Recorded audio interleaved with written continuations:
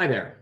My name is Jonathan Doe. I'm Rammrath Chair of International Business, Associate Dean for Research and Global Engagement, and co-faculty director of the Moran Center for Global Leadership, all at the Villanova University School of Business.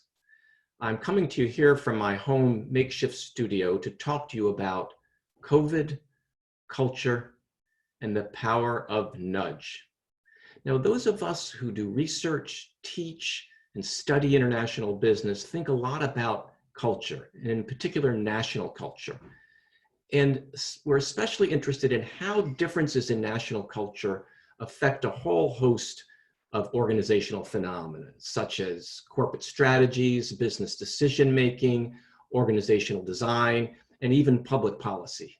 And when I began reading and understanding how different countries were responding to the COVID-19 virus, it struck me that there were some pretty stark differences between East Asian countries, on the one hand, like Japan, South Korea, Taiwan, Hong Kong, and Western European and North American economies. And in particular, it seemed those East Asian countries were more forceful, more immediate, more comprehensive, and more successful in their responses to COVID-19. Even in China, where COVID originated and things were wildly out of control for a period of time, the authorities and society were able to come forward in a very aggressive fashion and essentially nip COVID in its bud. Well, how were they able to do so, and what might be some differences among culture that would explain how those countries approach things in a very distinct fashion? Let me share with you a very simple framework to understand differences in national culture around the world, developed by a fellow named Hofstede. He looked at a couple different dimensions of culture, and I'm going to share three of them with you here. The first is power distance. And here we see China and South Korea are quite high on power distance, whereas US and UK very low on power distance. The second, individualism versus collectivism. So US and UK, very individualistic countries.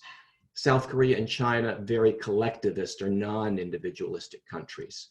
And finally, long-term orientation. So East Asian countries tend to be very long-term oriented.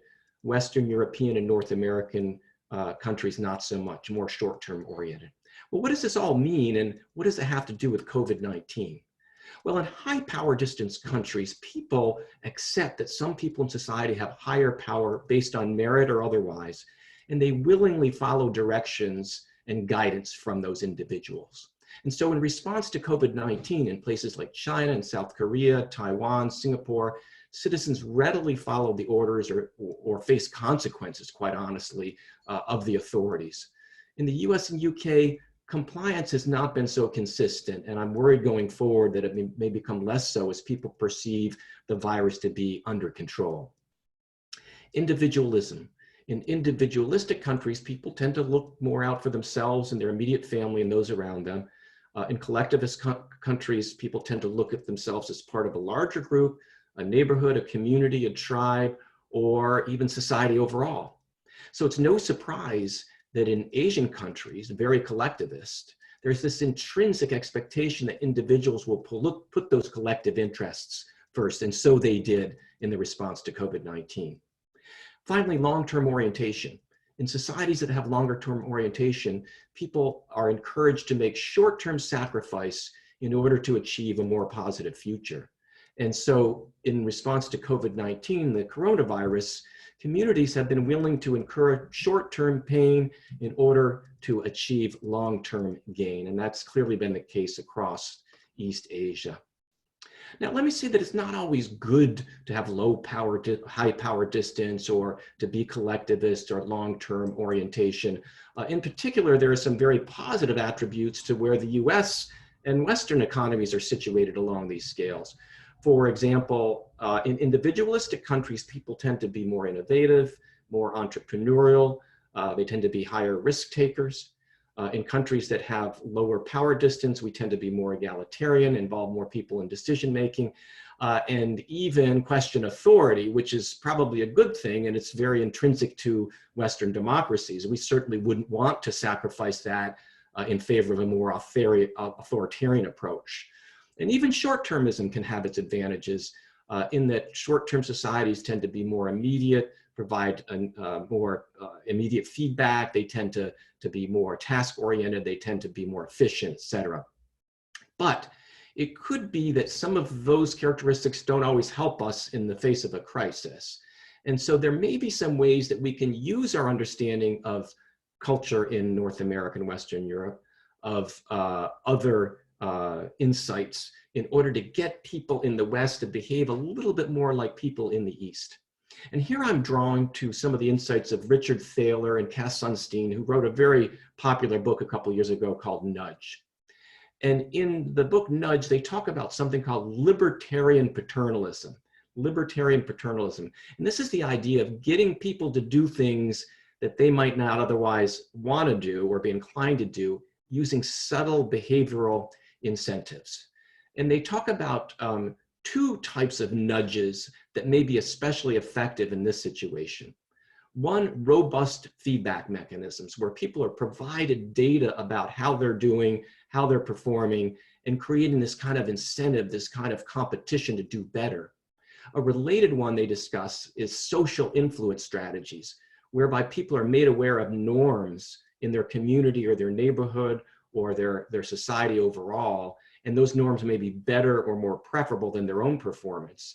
And the example that Thaler and Sunstein use is energy conservation.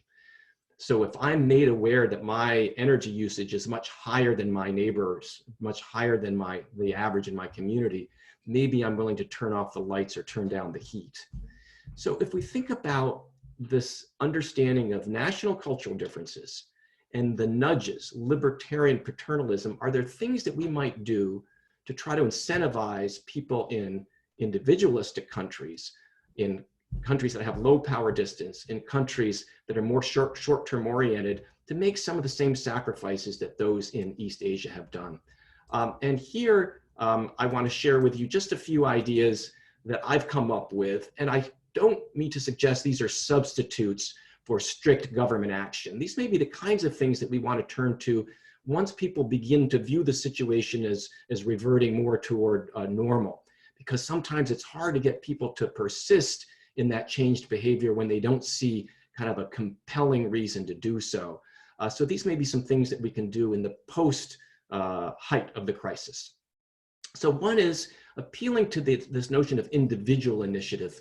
In individualistic countries, we love competition, we love competing, we love crowdfunding, we love different ways of incentivizing people to come together with new innovative ideas. And we could initiate some competitions and crowdfunding campaigns for development of some of this tracking and tracing software that was used so successfully in South Korea and elsewhere. The ways of helping track who has been in contact with whom as a way to limit the stem and the spread of coronavirus. And we might enlist some of our tech companies to fund and incentivize those kinds of competitions. Another, which is something that is already in place, is to provide pharmaceutical companies that invest and successfully trial COVID-19 vaccines, provide them with vouchers that allow them to receive expedited FDA review for other subsequent drugs they want to bring to market. As I said, this is a program that's already in place for orphan drugs, that is drugs that target rare diseases, as well as companies that are willing to develop drugs for neglected tropical diseases. These are not very lucrative pathways to go down. And so these are ways of getting companies to develop drugs they would not otherwise do and giving them a reward later on for expedited introduction of a subsequent pharmaceutical, and in so doing, allowing them to capture revenues for that subsequent drug more quickly and more successfully. Robust feedback mechanisms. This is the idea of giving people real-time data on their performance, either in relation to their own past performance or others. And here we could hold competitions for individuals to use apps so that tracing could be more effective. So people who do well and perform best get some kind of financial or otherwise other reward. And this is a way of getting people into kind of the competitive spirit of improving their behavior without necessarily coming down hard on them and compelling them to do so. Imagine a Fitbit type wearable that people, including children, could use to try to incentivize them not to get in too close proximity to others. I have small kids, and if you see playground, kids are falling off. We'll create some fun incentives for them to keep their distance, if you will.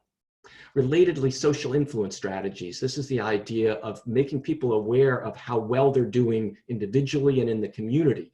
So we could highlight those communities that have been particularly successful in stemming the transmission of the disease, creating social influence pressure so that others would want to follow suit.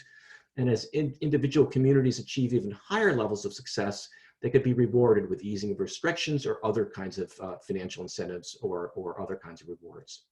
And then more long-term, Americans do love to come together and try to combat something and work as part of a community, if you will. And here we could create some post-COVID social innovation volunteer corps to help rebuild the health infrastructure that we've found has really been neglected and is showing its wear. So these are just some ideas that we might think about using, given our understanding of cultural differences between and among countries, and the fact that we are quite distinct from East Asian countries, the power of nudge, if you will, ways of using behavioral incentives to get people to do things they might not otherwise. And I think this could be especially useful as we try to maintain relatively strict adherence to the guidance that we've been essentially ordered to comply with now, in an environment down the road where people may start to back off and revert to the ways they behaved prior to the crisis. So again, this is Jonathan Doe from Villanova University. I appreciate you being with me, and we'll see you next time.